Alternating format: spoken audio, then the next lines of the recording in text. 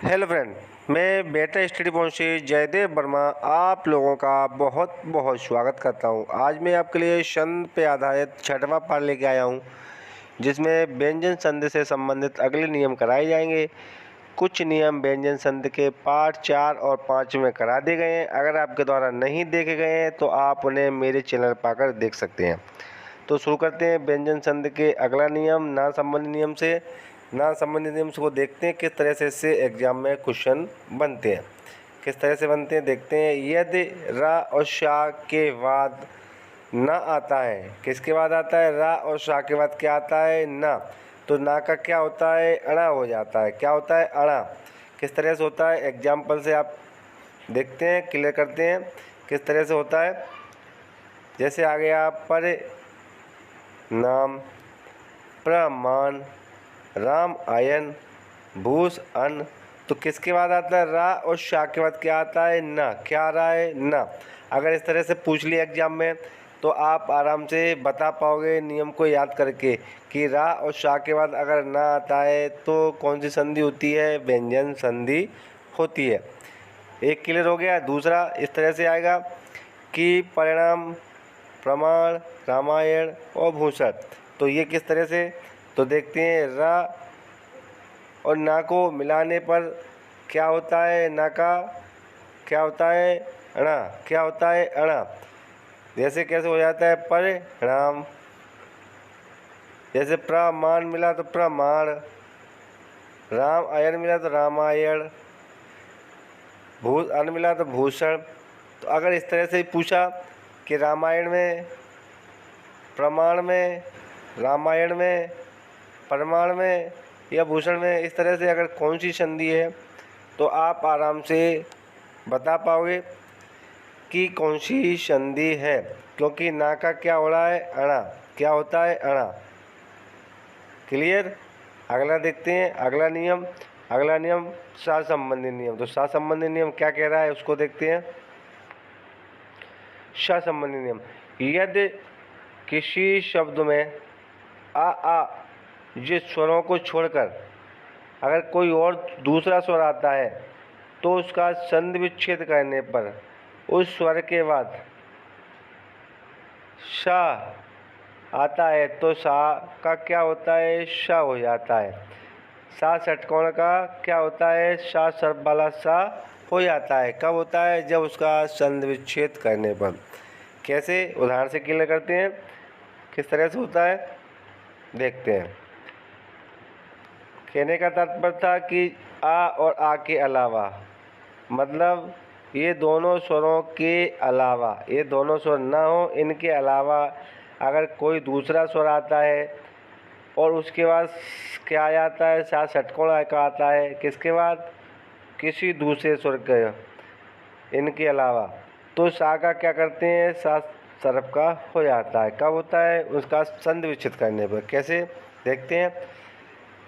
तो अब पहले एक चीज़ देखते हैं। अगर इस तरह से दिया होगा विषाद, विषय, विषम, सुषमा, अभिषेक और निषेध, अगर इस तरह से दिया हो, एग्जाम में पूछा होगा निषेध में कौन सी संधि है? विषम में, ये विषाद में, ये सुषमा में, तो आप आराम से बता पाओगे कि जहाँ पर सा षटकोण का दिख रहा है और उससे पहले कोई स्वर है, वो भी स्वर आ और आ के अलावा, तो देखो दिख रहा है इस ई छोटी वाली, छोटी की मात्रा, ये ऊ, ए ई की मात्रा, ए ई की मात्रा, उसके बाद सा दिया है। देखो सब पूरे उदाहरणों में दिया है सा। अगर किसी स्वर के बाद आ को छोड़कर किसी स्वर के बाद षटकोण वाला सा दिखता है तो आप समझ लेना वो कौन सी संधि है? व्यंजन संधि है। अगर इस तरह से पूछा जाएगा तो आप आराम से कर पाओगे। आगे देखो किस तरह से इसका संधि विच्छेद करते हैं। सा का क्या होगा? संधि विच्छेद करने पर सा का सर्फ वाला सा हो जाएगा। कैसे होगा? अलग किया भी, सम, वी, सात, सु, समा, हवे, सेक, नि, शेद, मतलब आगे वाले में कोई भी परिवर्तन नहीं होगा। अगर इस तरह से पूछा गया तो वी धन सम में कौन सी संधि है, वे साध में कौन सी संधि है, तो आप बता पाओगे।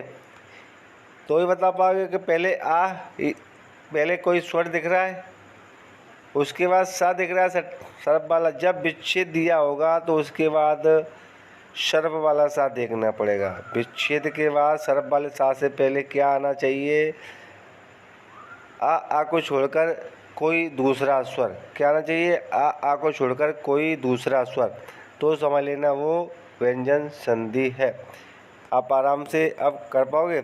आगे देखते हैं अगला नियम, माँ संबंधी नियम। तो माँ संबंधी नियम क्या कह रहा है वो भी देखते हैं। माँ संबंधी नियम, यदि किसी शब्द में अनुस्वर आपको मैंने पढ़ाए थे वर्णमाला में। अनुस्वर वर्णमाला में अच्छी तरह से पढ़ा दिए थे। अनुस्वर और अनुस्वार दोनों पर अच्छा वीडियो बनाया था, एक ही वीडियो बनाया था अनुस्वर और अनुस्वार पर। तो अनुस्वर क्या होता है, अगर नहीं आपको समझ में आ रहा है तो मेरा वर्णमाला पर जाकर उस वीडियो को आप देख सकते हैं। आगे देखते हैं, यदि किसी शब्द में अनुस्वर पर सा पर लगाओ, साक पर लगाओ। कैसे लगता है, ऊपर, सा के ऊपर अगर अनुस्वर लगा हो और स्पर्श अंतस्थ और ऊष्म व्यंजनों के प्रारंभ में आता है। और लग कर वो कहाँ पर आता है, स्पर्श व्यंजन, अंतस्थ व्यंजन और ऊष्म व्यंजन, इन व्यंजनों के प्रारंभ में आ जाता है। क्या, स, जिसके ऊपर अनुस्वर लगा है वो। तो उसका संधि विच्छेद करने पर अनुस्वर का क्या होता है, म। क्या होता है, म। तो आपको बता दूं स्पर्शी व्यंजन क्या होते हैं, अंतस्थ व्यंजन क्या होते हैं, ऊष्म व्यंजन। ये मैंने वर्णमाला वाले चैप्टर में अच्छे से करवाए थे। अगर आपको नहीं देखें या आपको नहीं पता है तो आप मेरे वीडियो को मेरे चैनल पर आकर आराम से देख सकते हो, तो आप क्लिक कर सकते हो। एक बार और बता देता हूँ मैं आपको, स्पर्श व्यंजन क्या होता है। स्पर्शी व्यंजन को ही वर्गीय व्यंजन कहा जाता है और इनकी संख्या 25 होती है। कितनी होती है, 25। अंतस्थ व्यंजन क्या होते हैं, अंतस्थ व्यंजन होते हैं यार अलावा अंतस्थ व्यंजन कहलाते हैं। क्या होते हैं, यार अलावा क्या होते हैं, अंतस्थ व्यंजन कहलाते हैं। और ऊष्म व्यंजन कौन से होते हैं, तो सा सा सा, सा सा सा और हा ऊष्म व्यंजन होते हैं। क्या होते हैं, ऊष्म व्यंजन होते हैं। कौन से होते हैं, सा सा सा और हा कौन से व्यंजन होते हैं, ऊष्म व्यंजन होते हैं। तो आप आराम से वर्णमाला का वीडियो देखने के बाद क्लियर कर सकते हैं। चलो आगे देखते हैं। तो फिर क्या हो जाता है, अनुस्वर आने पर, अनुस्वर का विच्छेद करने पर माँ हो जाता है। कैसे होता है देखते हैं। पहली बात, आप अगर इस तरह से दिया हो कि संक्रमण, गंगा, संपूर्ण, संभ्रम, संशय, संहार, संगम, अगर इस तरह से दिया हो तो आप आराम से बता पाओगे। आप आराम से बता सकते हैं कि जिस शब्द में सा के ऊपर अनुस्वर लगा है तो वो समझ लेना वह व्यंजन संधि है। कौन सी संधि है, व्यंजन संधि। आप इस तरह से लगा होगा तो आप आराम से बता पाएंगे। एक क्लू बता दिया आपको मैंने।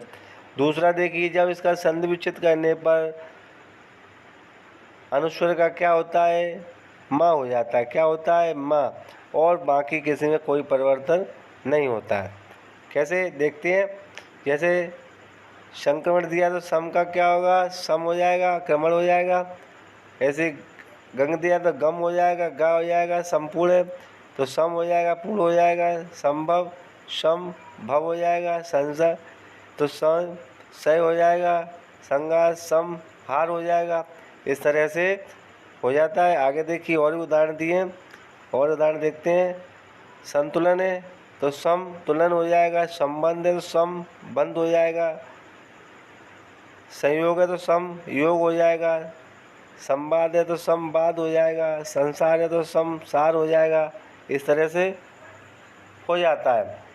अगर इस तरह से दिया होगा तो आप भी आराम से कर पाएंगे। समाहार में कौन सी ये संधि है, तो ये तो इसके नीचे तो हलंत लगाई है, तो आप आराम से बता पाएंगे कि ये कौन सी संधि है, क्योंकि वो विसर्ग संधि व्यंजन संधि बन जाती है। कौन सी संधि बन जाती है? व्यंजन संधि बन जाती है। आगे देखिए ये अपवाद।